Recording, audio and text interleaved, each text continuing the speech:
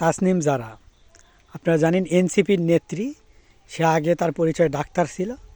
এরা হলো মধু খাওয়া শেষ, এখন ছেড়ে দেওয়ার পালা। মানে বাংলায় যে প্রবাদ আছে, মধু খাওয়া শেষ হলে মৌমাছির আর দাম থাকে না। তো এরা এনসিপির নেত্রী হচ্ছে খাওয়ার জন্য। এখন বাংলাদেশকে লুটেপুটে খাওয়া শেষ।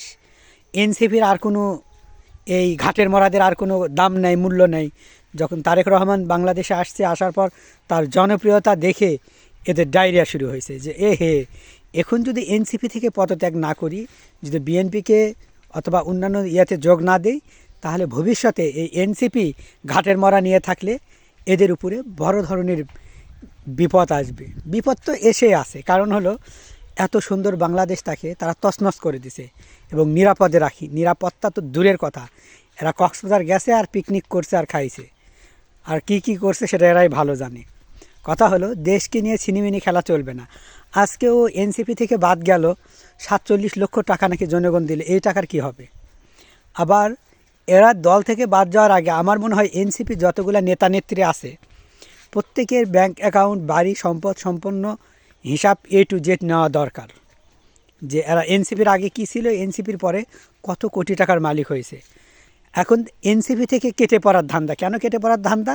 কারণ এই ঘাটের মরা দিয়ে একুলো হয়নি ওকুলো হয়নি, বরঞ্চ বাংলাদেশের একটা ক্ষতি হয়ে গেছে, একটা গৃহযুদ্ধ, নীরব গৃহযুদ্ধ চলছে। এবং যদি বলা যায় এই বাংলাদেশটাকে তছনছ করার জন্য এই সমন্বয়ক বা এনসিপি নামক এই ঘাটের মরাগুলাই যথেষ্ট। এরা দেশের কী করছে আপনারা দেখাতে পারবেন না, ক্ষতি করছে এটা দেখানো যাবে।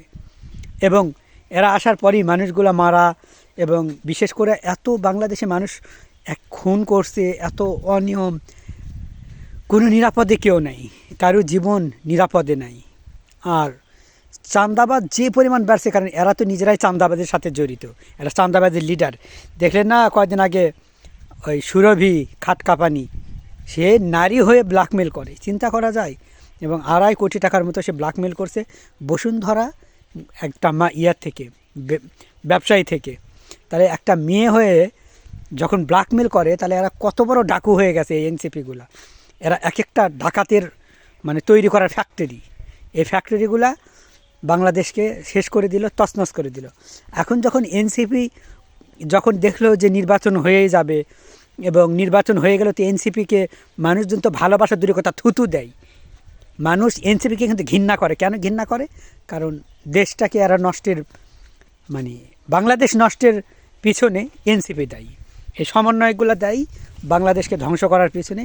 বাংলাদেশকে আজকে নীরব গৃহযুদ্ধের দিকে যাওয়া, এবং একে অপরের সাথে যুদ্ধ লাগানো, দাঙ্গা লাগানো, সমালোচনা করা, মানে ঘসেটি বেগম রূপ নিয়েছে এই এনসিপি দল। এবং এদের বিচার কঠিন থেকে কঠিন হবে, বাংলার মানুষ এদেরকে ছাড়বে না। তাই নিজেদের পিঠ বাঁচানোর জন্য এই মধু টধু খেয়ে যার যার মতো করে এখন এনসিপি পদত্যাগ করলাম, রাজনীতি সব না, এখন এগুলো বক্তব্য লেখালেখি করছে এনসিপি দল থেকে যারা তাসনিম যারা বাদ গেছে। মধু খাওয়া শেষ, ফুলে ফুলে মধু বিলিয়ে আর কি থাকা যায়, অর্থাৎ টাকা খাওয়া শেষ। যতদিন এনসিপি নাম দিয়ে টাকা খাইতে পারছে, আর যখন দেখলো যে এই এনসিপি নাম এটা যদি ব্যবহার করি ভোটের পর, এরা তো জীবনে উঠতে পারবে না, মানুষ এদেরকে ঘৃণা করবে, এবং এখান থেকে আর কোনো কিছু মধু পাবে না, টাকা পাবে না, বা এই লকব ব্যবহার করে, এনসিপি উপাধি ব্যবহার করে এদের আর তেমন কোনো কার্যসিদ্ধি হবে না। তাই তারা এখান থেকে এক একজন তাসনিম জারার মতো আরও আছে যারা এনসিপি থেকে পদত্যাগ শুরু করছে। এতদিন আগে এনসিপি নিয়ে তোরা এত বোমা ফাটান, গলাবাজি, খাড়াই আবার গলাবাজি, হাওয়া ফালফুস্ট, কুমড়া পটাশগুলা এসে কখনো বলে এই দখল করব, কখনো বলে সেই দখল করব। কেরে কুমড়া পটাশ দখল করবে তো যাস না কেন? এরা যুদ্ধ লাগা দেওয়ার জন্য উস্কানিমূলক বক্তব্য দিয়ে থাকে।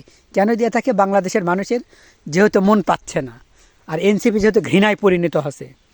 কিন্তু এতেও কি কোনো লাভ হলো? শেষমেশ তো এই এনসিপি ঘাটের মরা ভেঙে যাচ্ছে। মানে এরা এত অন্যায়ের সাথে তাল মিলিয়ে চলছে, এত অন্যায় করছে যে এদেরকে ভবিষ্যতে কেউ ছাড়বে, বাংলাদেশের জনগণ এদের ছাড়বে না।